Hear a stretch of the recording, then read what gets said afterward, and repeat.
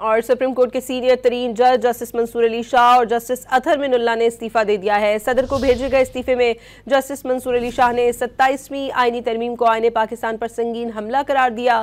لکھا کہ supreme court کو ٹکڑے ٹکڑے اور عدلیہ کو حکومت کے ماتحت کر دیا گیا۔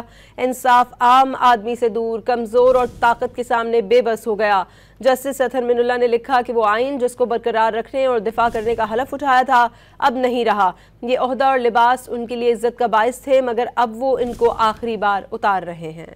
سپریم کورٹ کے ججز جسٹس منصور علی شاہ اور جسٹس اطہر من اللہ نے استعفیٰ دے دیا۔ جسٹس منصور علی شاہ نے 13 صفحات پر مشتمل استعفیٰ صدر مملکت کو بھجوا دیا۔ انہوں نے لکھا کہ 27ویں آئینی ترمیم آئین پاکستان پر سنگین حملہ ہے۔ 27ویں آئینی ترمیم نے سپریم کورٹ آف پاکستان کو ٹکڑے ٹکڑے کر دیا۔ ترمیم نے عدلیہ کو حکومت کے ماتحت بنا دیا ہے۔ 27ویں ترمیم نے ہماری آئینی جمہوریت کی روح پر کاری ضرب لگائی ہے۔ عدلیہ کو تقسیم کر کے ملک کو دہائیوں پیچھے دھکیل دیا گیا۔ جسٹس منصور علی نے یہ بھی لکھا کہ انہوں نے ادارے کی عزت، ایمانداری اور دیانت کے ساتھ خدمت کی۔ ان کا ضمیر صاف ہے اور دل میں کوئی پچھتاوا نہیں۔ ترمیم سے انصاف عام آدمی سے دور، کمزور طاقت کے سامنے بے بس ہو گیا۔ سپریم کورٹ کے جج جسٹس اطہر من اللہ بھی مستعفی ہو گئے۔ استعفیٰ صدر پاکستان کو بھجوا دیا۔ انہوں نے کہا کہ 11 سال قبل اسلام آباد ہائی کورٹ کے جج کے طور پر حلف اٹھایا، 4 سال بعد اسی عدالت کے چیف جسٹس کے طور پر حلف لیا، مزید 4 سال بعد سپریم کورٹ آف پاکستان کے جج کے طور پر حلف اٹھایا۔ تمام حلفوں کے دوران انہوں نے ایک ہی وعدہ کیا، آئین سے وفاداری کا۔ ان کا حلف کسی فرد یا ادارے سے نہیں بلکہ آئین پاکستان سے تھا۔ 10 نومبر کو جسٹس منصور علی شاہ نے چیف جسٹس پاکستان جسٹس یحییٰ آفریدی کو لکھے گئے خط میں آئینی ترمیم پر عدلیہ سے باضابطہ مشاورت کرنے کا مطالبہ کیا تھا اور واضح کیا تھا کہ عدلیہ اگر متحد نہ ہوئی تو اس کی آزادی اور فیصلے دونوں متاثر ہوں گے۔